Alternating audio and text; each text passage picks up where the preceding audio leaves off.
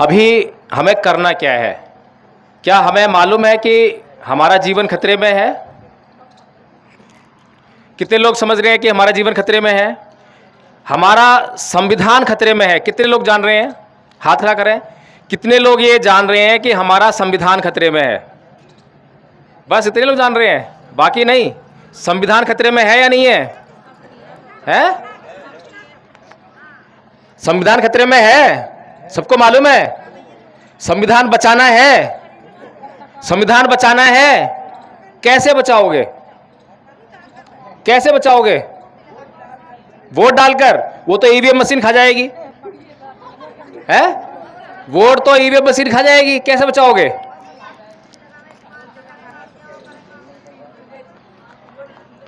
अगर मैं कुछ उपाय बताऊं तो उस उपाय पे अमल करोगे? हैं? चलो, अच्छा ये बताओ, संविधान को खतरा किससे है?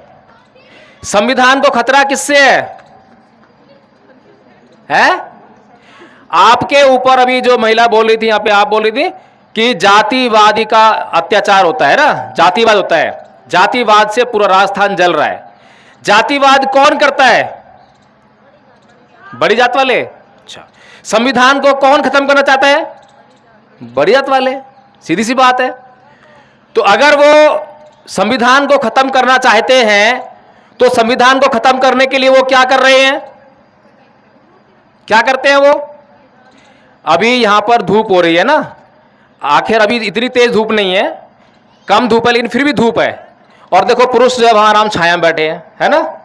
और आपको अभी दुपट उसके लिए घूंघट के लिए कोस रहे थे, इसी घूंघट की वजह से यहां धूप हुई हो से रखा है। तो कम से कम घूंघट यहां पे तो काम आ रहा है। लेकिन यही घूंघट आपकी गति में बाधक हो जाता है। जब आपको कहा जाए कि आओ यहां पर आकर बोलो, तब आप कहती हो नहीं नहीं, मेरे ससुर बैठे हैं, मेरे बड़े बुजुर्ग बैठे हैं, मैं उनके सामने जो है ये घूंघट नहीं रह सकती। तो बाधक बन गया ना। बाधक बना आपकी प्रगति में। आप ही महिलाओं में से कोई इस देश की राष्ट्रपति बन सकती थी, इस राज्य की मुख्यमंत्री बन सकती थी, इस देश की प्रधानमंत्री बन सकती थी, कोई पुलिस में भर्ती होकर इंस्पेक्टर बन सकती थी, कोई जज बन सकती थी, लेकिन उसका गला घोट दिया गया।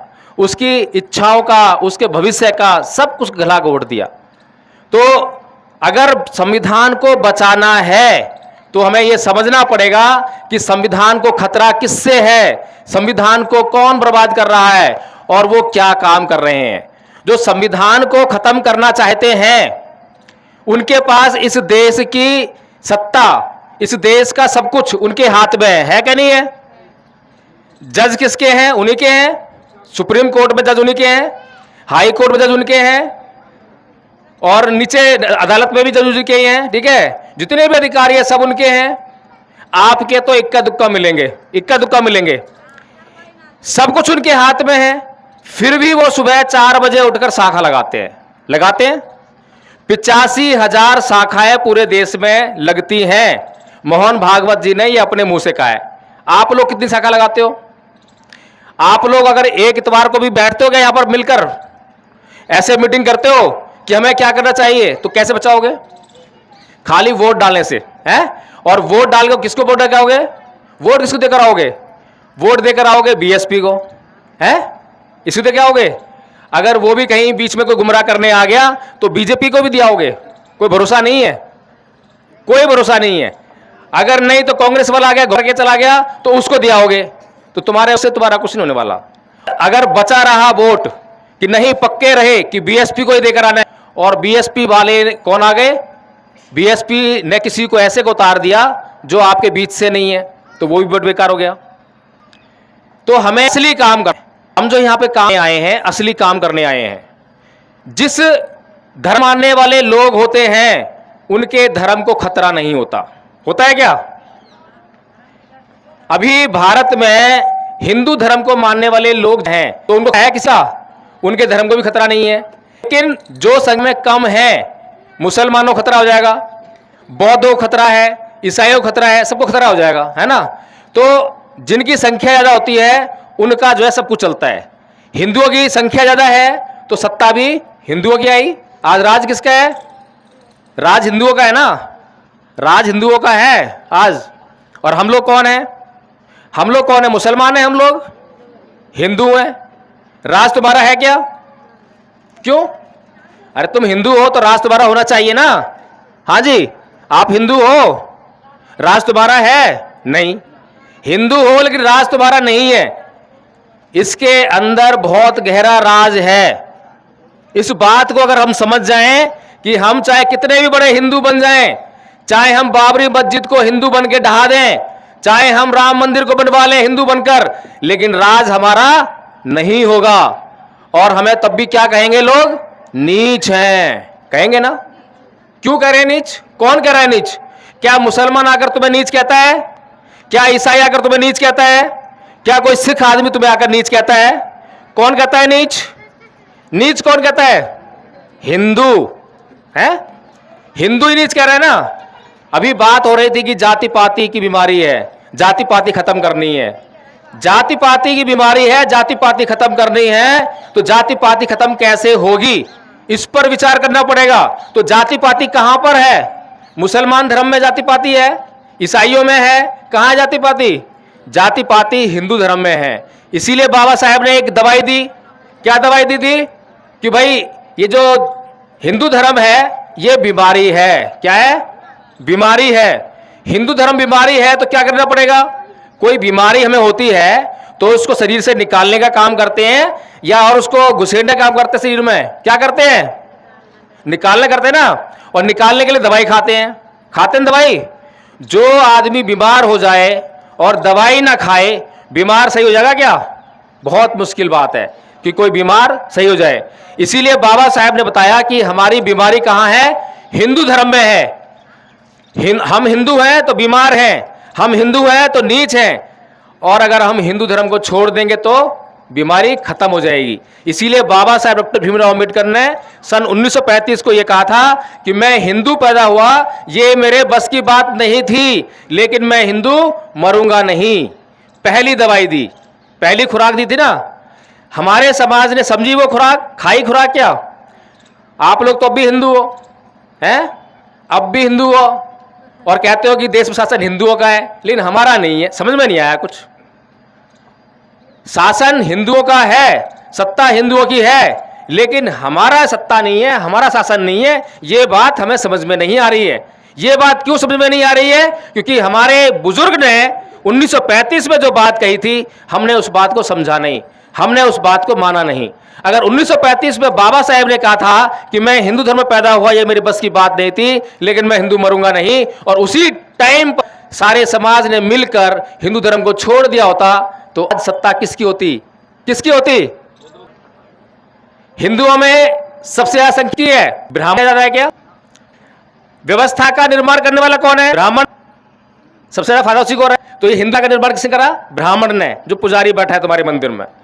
उसके बाद उसकी को मनवाने वाला कौन है? उसको मनवाने वाला कौन है? क्षत्रिय, जो राजा हुआ करते थे। राजा के दम पर ब्राह्मण जो है आप लोगों से अपनी बात को मनवाता था। फिर इन दोनों को सहयोग करने वाला कौन है? वो वैश्य है। इन तीनों की अगर संख्या को लगा लें, कितनी बनती है? 100 में से बस 100 में 15 लोगों की संख्या, और जो पिछली संख्या है जिनकी 100 में से हम लोग हैं, हम लोग हैं। लेकिन सत्ता है वो 15 की है। वो सत्ता 15 की किस लिए है? सत्ता 15 की इसलिए है क्योंकि हम अभी तक हिंदू हैं। दिन ये 85% हिंदू धर्म को छोड़ देगा, और बाबा साहेब की खुराक जो उन्होंने कहा कि बौद्ध धर्म अपने को खा लेगा, दिन जो है किसकी होगी? बौद्धों की होगी। समझ रहे हैं? वो जो सभी जो है, हमें पहली खुराक खानी है, दूसरी खुराक खानी है। तो अब ये बताओ कि संविधान को कौन कौन बचाना चाहता है? हाथ उठा करो ईमानदारी से। सारे लोग तो बचाएंगे नहीं। अच्छा, बचाने के लिए क्या करोगे? आप लोग भी बचाना चाहते? बचा तो इधर आ जाओ, थोड़ी देर गर्मी धूप बताओ ना, थोड़ा सा सहन जो पता लगे कि यहां तो हाथ खड़ा कर दिया है, उसके बाद कल को संघर्ष करना पड़ रहा है, गायब। जब संघर्ष करने का समय आया, गायब। चलो, कैसे बचाओगे बताओ? कैसे बचाओगे संविधान? हिंदू धर्म छोड़ दिया, चलो संविधान, हिंदू धर्म छोड़ने संविधान बच गया? नहीं बचेगा। हिंदू धर्म के बाद क्या होगा? दोबारा बात क्या ईसाई बन जाओ? आ रहे ना ईसाई, मुसलमान भी आएंगे। बाबा साहेब ने जब 1935 में धर्म छोड़ा था तो मान आए, हैदराबाद का निजाम आया, बाबा साहब से बोला कि आपको करोड़ों दूं, आप जो है मुसलमान बन जाओ।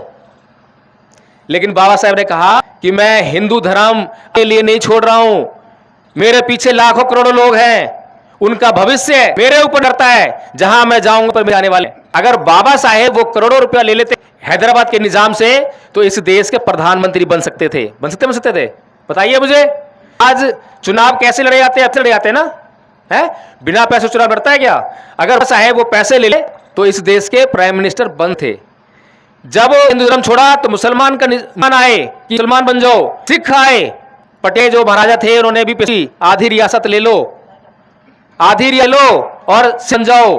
जैनी भी आए, ईसाई आए, सब लोग आए और कुछ ने प्रलोभन दिए और कुछ ने ऐसे बोल दिया। लेकिन बाबा साहब ने कहा कि मैंने हिंदू धर्म अपने लिए नहीं छोड़ा है, मैंने अपने लोगों को सही दिशा में ले जाने के लिए, भला करने के लिए धर्म छोड़ा है। और उन्होंने 21 साल तक लगातार अध्ययन किया। सारी दुनिया के जितने भी धर्म थे, मुसलमानों के भी ग्रंथ पढ़े उन्होंने, ईसाइयों के, सिखों के पढ़े, सारे धर्म ग्रंथ पढ़ने के वो सोचे कि कोई इस दुनिया में मेरे लोगों अच्छा जीवन दे सकता है तो वो बौद्ध धर्म है, बुद्ध का धर्म है। इसीलिए बाबा साहेब ने किसी लालच से नहीं बौद्ध धर्म को अपनाया, बल्कि आप लिए बौद्ध धर्म को अपनाया। लेकिन विडंबना है इस समाज की कि जिनके लिए बौद्ध धर्म को अपनाया, लेकिन उन लोगों ने ही धर्म को नहीं अपनाया। अभी आचार्य जी ने बढ़िया बढ़िया आपसे बातें करी, इतनी अच्छी महत्वते हैं। एक पद अभी सुना होगा आपने, बड़ा महत्वपूर्ण पद है, तीसरा पाया होगा, मंग अवधि मंग आहासी में ये चैतंग वेर सम्मति। उसने मुझे मार, उसने मुझे पीटा, उसने मेरा जीत लिया, उसने मेरा सब कुछ लूट लिया। जो इस प्रकार की अपने मन में बनाए रखते हैं उनका कभी सही होता। हमारे समाज में इस तरह की कलह आपको देखने को मिलती होगी। दीपचंद जी बता रहे बहुत से लोग आपस में ईर्ष्या का करते हैं, जलन करते हैं। क्यों होती है ये? इसीलिए होती है कहीं ना कहीं मन में कुछ बैठा हुआ है, कहीं ना कहीं मन में संगठन की भावना नहीं है, किसी को माफ करने की भावना नहीं है। भगवान बुद्ध की बात हमारे समझ में नहीं आई, इसीलिए हम इन बातों से पीड़ित हैं। पति पत्नी आप झगड़ा कर बैठते, छोटी छोटी होता है, पति ने पत्नी मार दिया या पत्नी ने पति को छोटी सी कुछ भी गाली गलौज कर दी, छोटी सी बात कह दी, महीनों निकल जाते हैं, उनके बीच में शांत बैठती। अगर भगवान बुद्ध की ये बता हो तो तत्क्षण वहीं पर जो है हम लोग शांत हो जाते हैं, माफ कर देते हैं।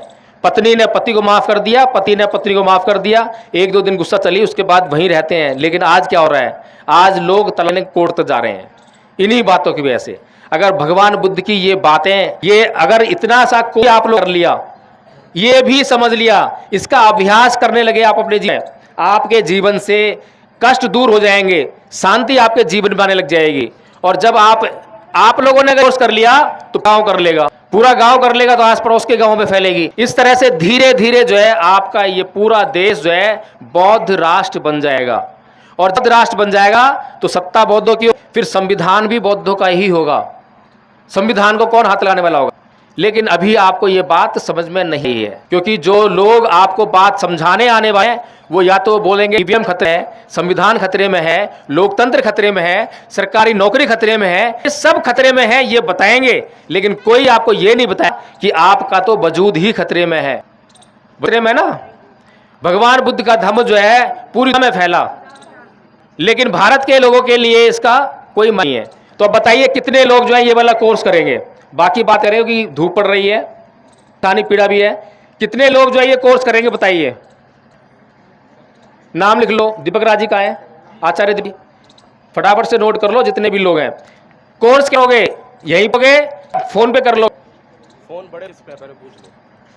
एंड्रॉइड किस किस के पास है जिसपे आप वो देखते हो, मूवी वगैरह देखते हो, मूवी गाने देखते होगे, नाच गाने सब देखते हैं ना। अगर आपने मैडम कर देख लिया होता उस पर तो आज धूप में नहीं ऐसे यहाँ बैठ